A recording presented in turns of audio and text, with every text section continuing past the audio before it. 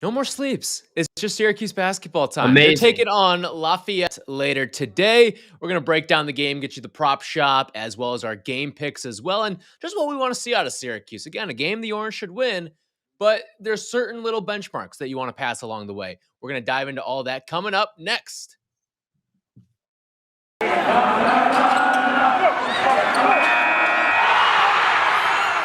are Locked On Syracuse, your daily podcast on the Syracuse Orange, part of the Locked On Podcast Network, your team every day.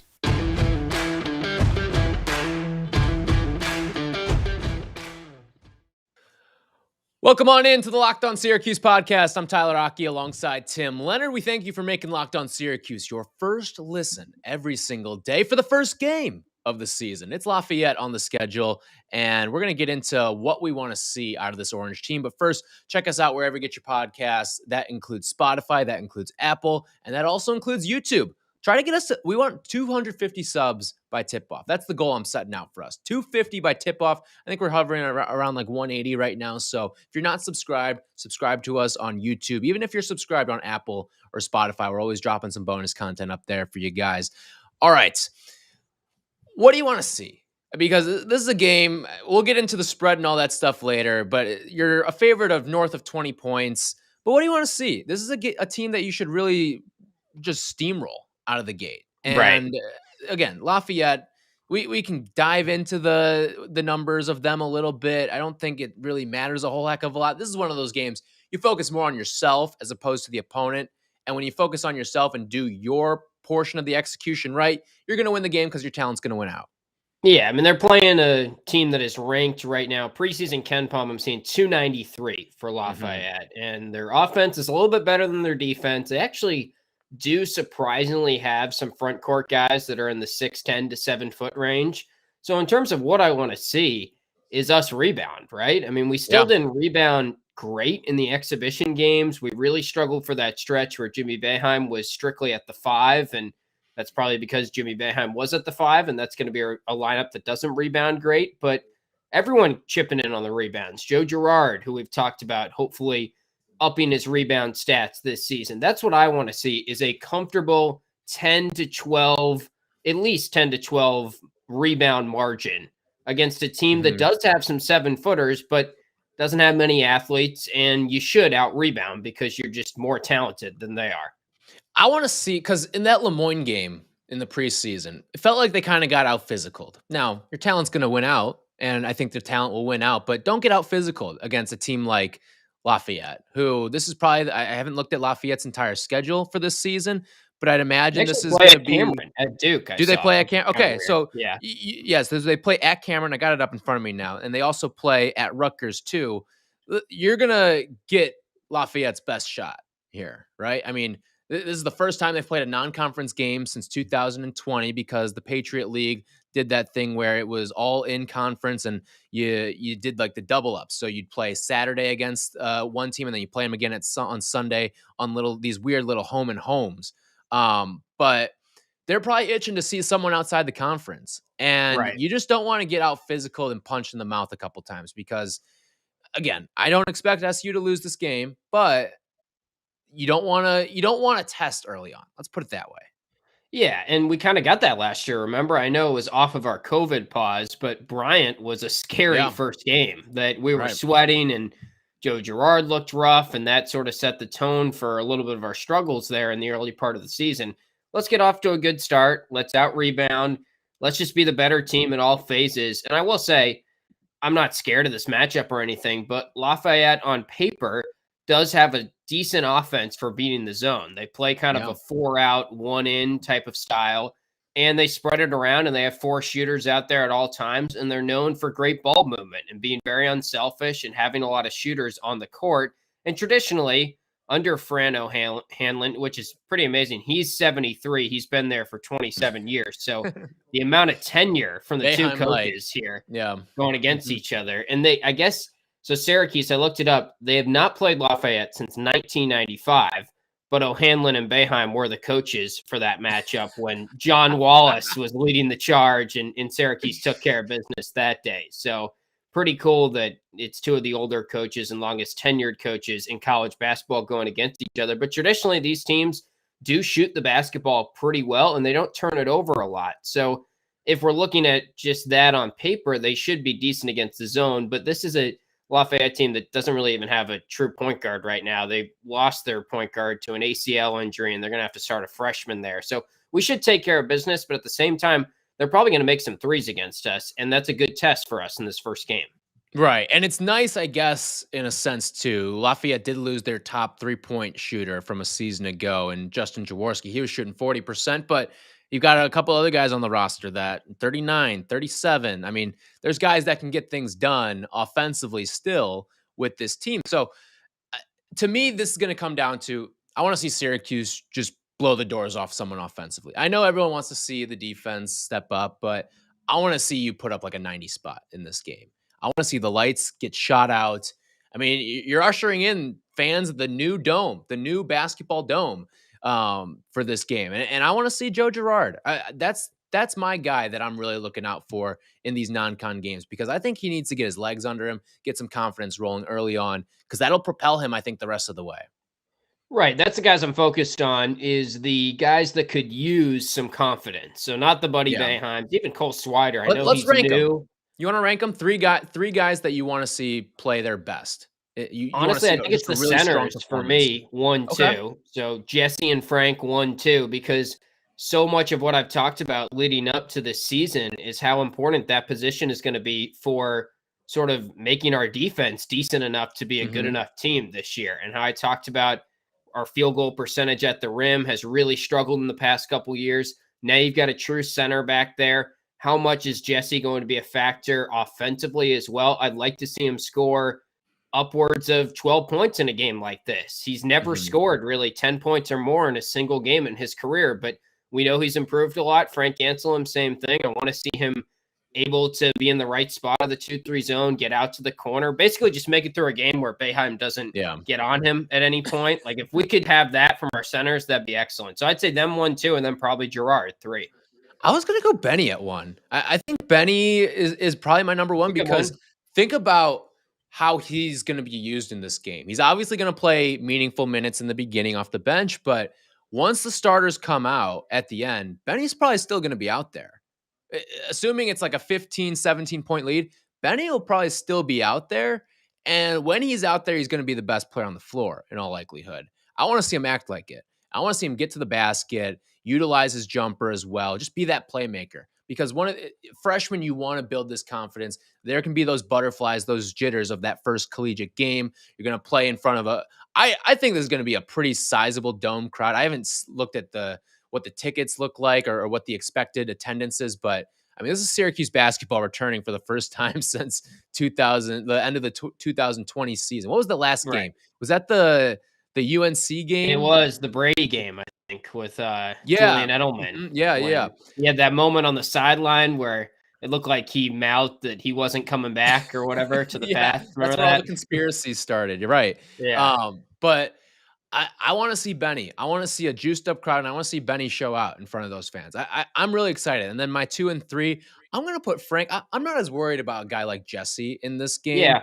Like, I want to see Jesse be physical, obviously, especially seeing a 7-foot center on the other side for Lafayette. But I want to see Jesse be physical in this, or Frank really show out in this game. I care more, I think, about Frank's performance as a whole than I do Jesse's, because I'm a little more confident in what Jesse is.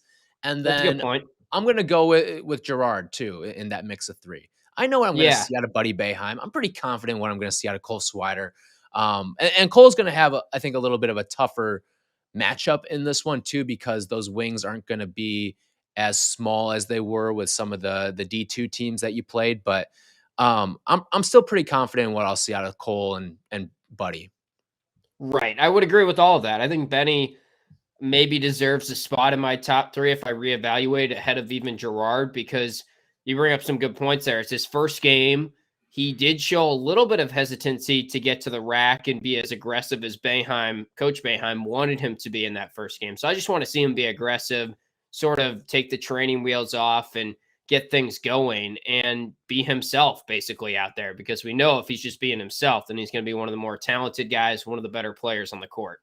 All right, we're going to get to our prop shop coming up in just a little bit, as well as Dabbundo's digits. The analytics reports are back for basketball, so we'll do that in just a second. But first, college football fanatics, have you heard about Prize Picks? It is daily fantasy made easy. I love it, and I know that you will too. It's the leader in college sports daily fantasy, and they offer more props than anyone in the world, including all the star players of the Power Five, as well as mid-major players that you might not have even heard of.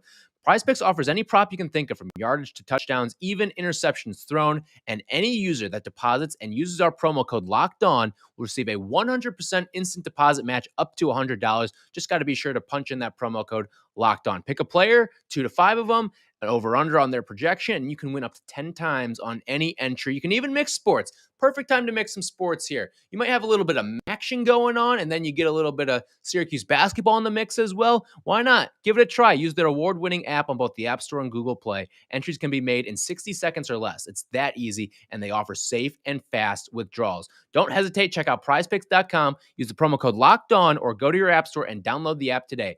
PrizePicks is daily fantasy made easy. Let's dive on into the prop shop here because, okay, last season you kicked my ass in the prop shop. You were Mr. You're Basketball. kicking my butt in football. And yes, I'm giving it right back to you here in football, but it's a new slate, clean sheet here for basketball season. And let's start off with the guy that I kind of pinned as an X factor, guy I want to see be aggressive. It's Benny Williams. 10.5 points is what we're setting it at here. What do you like? Are you going to go north or south of that? It's tough, right? So he had 11 in the last exhibition game. I believe it was 7 in the first one.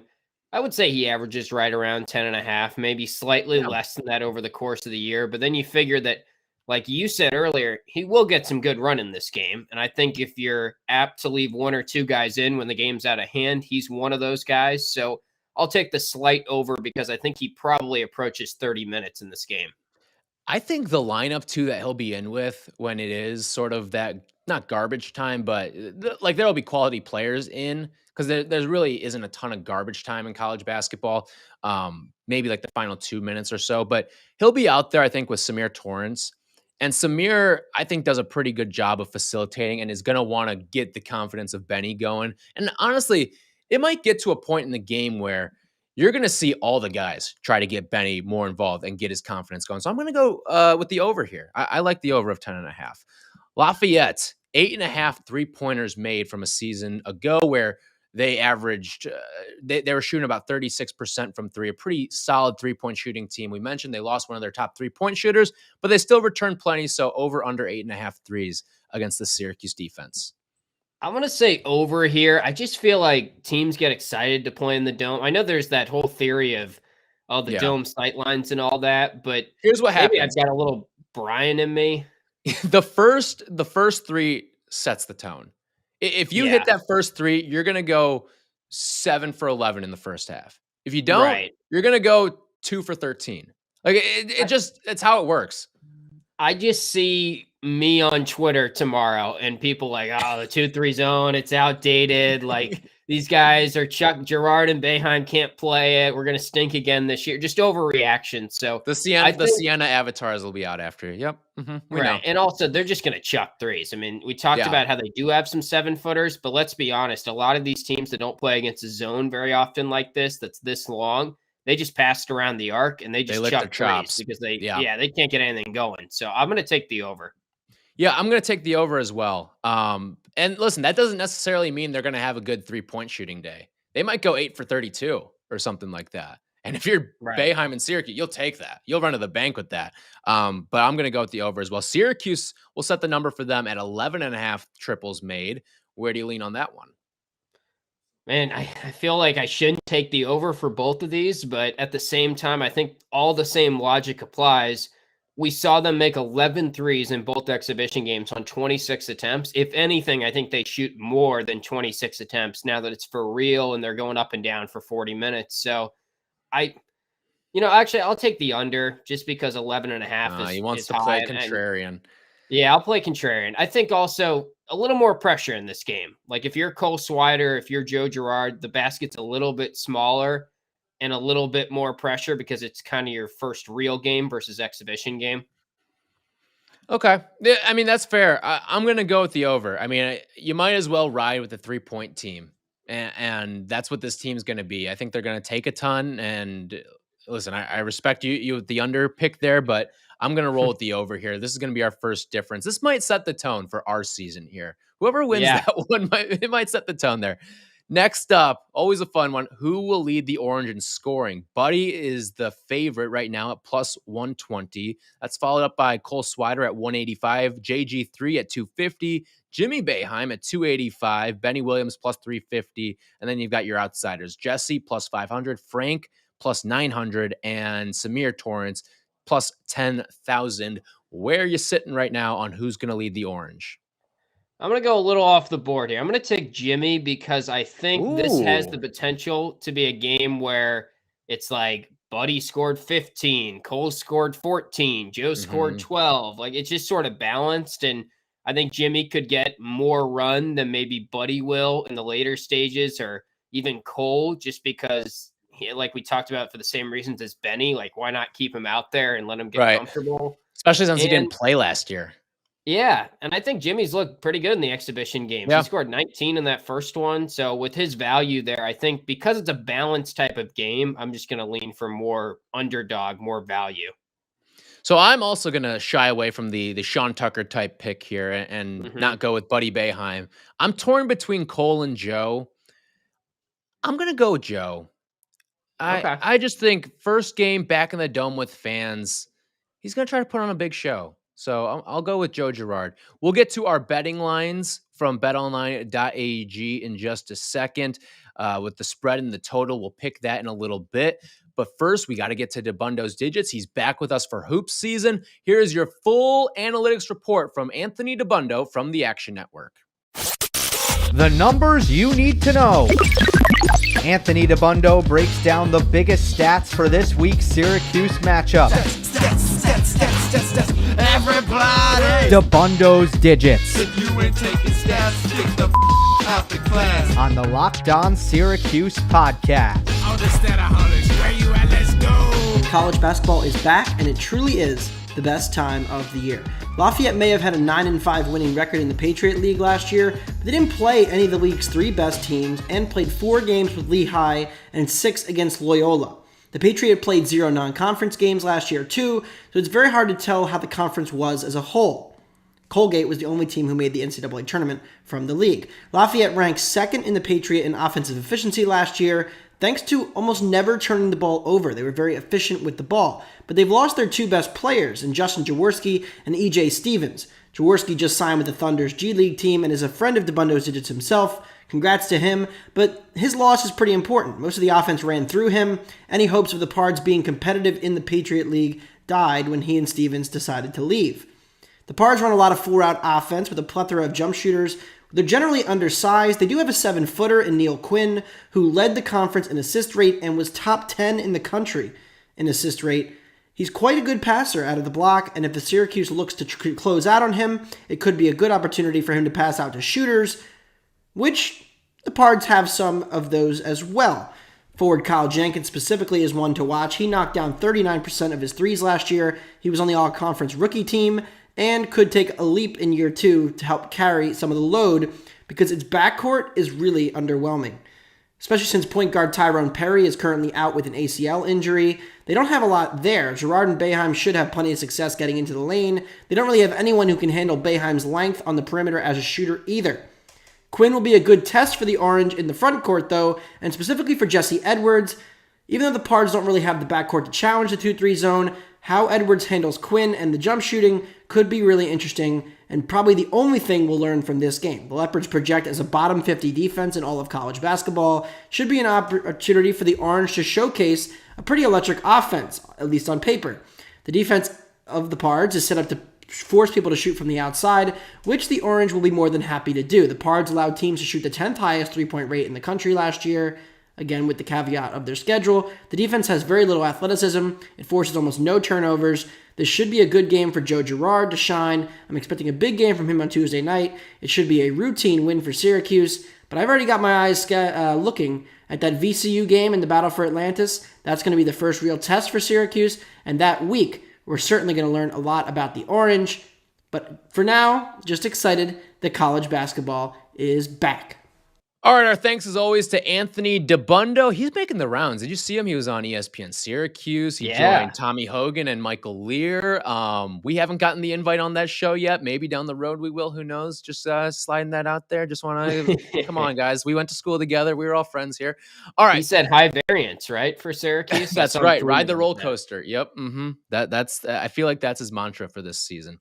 All right. Coming up next, we're gonna pick the game. I think you know where we're leaning, but there's nitty gritties here, all right? We can get into the spread and the total. All that is coming up next. But first, we're going to tell you about someone who's given us those lines. It's BetOnline.ag. They're back and better than ever for the start of basketball season with more props, odds, and lines than ever before. BetOnline remains your number one spot for the basketball and football action this season. Head on over to their new updated desktop or mobile site to sign up today and receive your 50% welcome bonus on your first deposit. Just use our promo code Locked On and you'll get that 50% bonus on that first deposit. From basketball to football, baseball, you can get in on some of the future market there as well. Hockey, boxing, UFC, right to your favorite Vegas casino games. Don't wait to take advantage of all the amazing offers available for the 2021 season. BetOnline is the fastest and easiest way to bet on all your favorite sports. We told you yesterday, plus 1,200 for Syracuse to win the ACC. So if you're feeling it, if you're feeling like this is the team to do it,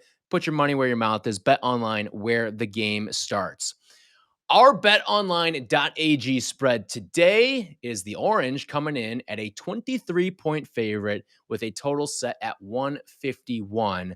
Let's start with the spread here. 23 points, obviously a heavy number. Ken Palm's projecting it to be a 23-point game as well.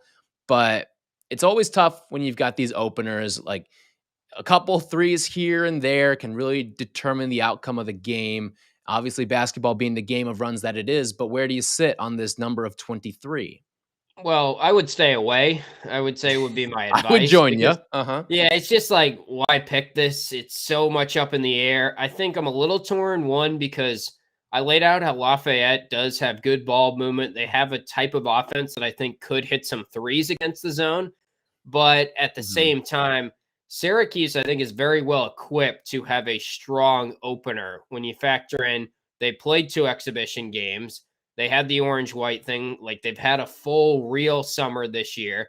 And they've got a lot of veterans on their team. Like, this is Joe Girard's 3rd opener. This is Buddy Boeheim's 4th opener. Jimmy Boeheim might be new to Syracuse, but he's played in the Dome now a handful of times already. Really, it's Benny that's the only one that should be fighting back a good amount of nerves for this game. Now, I'm sure there will be him and Frank maybe a little bit. Yeah, maybe Torrance even. Like, these newcomers will feel it a little bit because it's their first time in a Syracuse jersey. But I think Cole Swider and Jimmy Boeheim are going to play pretty much nerve-free for the most part in this game. So as much as it's kind of a line I'd stay away from, I guess I will take Cuse based on that. I'm gonna go with Lafayette here on the spread. Like, and listen, I still think Syracuse is gonna crush them. I'd still be happy with a 17, 18-point victory. Like, it's just the nature of how it is. 23 points is just a lot. I mean, let's call it what it is, especially for a team that we know can score on the other side in Lafayette. Yeah. So that leads us to the total. This is actually a number that I would touch. Over under of 151. And I kind of like the over here. 2 very offensive-minded teams. And let's be honest, 2 teams that, at least on the surface, looks like they're not going to play a lot of defense. So I like the prospects of this game going over here. Right. I think there's probably something to your first game. You should probably lean under more than over because of maybe the nerves a little bit. But at the same time, I don't know. I was looking back at games that Lafayette has played against top-tier competition. They played Villanova a handful of times. That makes sense. The Pennsylvania connection there. Right. Villanova scored like 90, 95, 100 against them. This is like going back 3-4 years now, so it's not the same Lafayette team. But in general, teams are able to put up points. I could see Syracuse. I'll put it this way. I think it's a better shot of Syracuse getting to 100 than staying in the 60s in this game, right? Like, they could score 100 points against this team. Right. If I were to set a team total over here for Syracuse. So they don't have this on betonline.ag, but just for our purposes here, Ken Palm has them at 87. So I'll set it at 87.5. Where are you sitting on an 87.5 team total?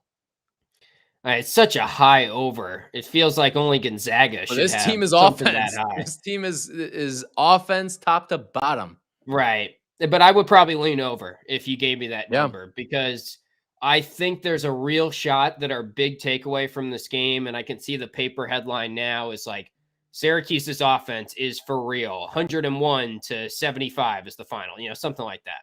Yeah, I could see it too. I mean, listen, I just want to see a very strong offensive showing. No nerves, none of that. And I think if Gerard has his whole game together, if Benny can show you something, and I'm not worried about Buddy and Cole. They're vets. They're guys that have shown that they can score with the best of them. But if everyone else, if those other sort of guys that are unknowns this year can step up, that's what I want to see in this game. I just want to see progress from last year. That's all you can ask these first couple of games. When you look at the Oranges schedule, Lafayette, Drexel, Colgate, a little bit of a stiffer challenge, but still a team outside the top 120 in KenPom.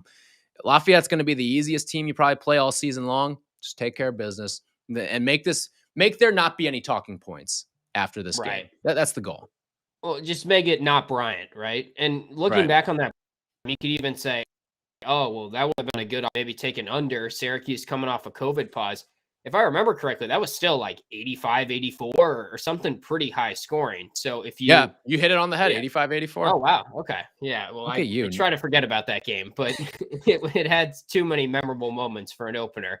But yeah, I think if they scored 85 against Bryant, they should be scoring more against Lafayette this year, because I think their offense is, if anything, better than it was last year. Now, it doesn't mean they're going to score in one individual game better, but I'd be pretty confident that over 151, I think it could get to 170, 180. I mean, really. Yeah, I'm right there with you. All right, that's going to do it for us here on today's Locked On Syracuse podcast. We'll be back recapping everything from this Lafayette opener. Everybody enjoy the game. Follow us on Twitter at @LO_Syracuse. We'll be tweeting along with you. I can't wait, man. We're here. Yeah. Get us to 250 before tip off as well. Subscribe to the show on YouTube.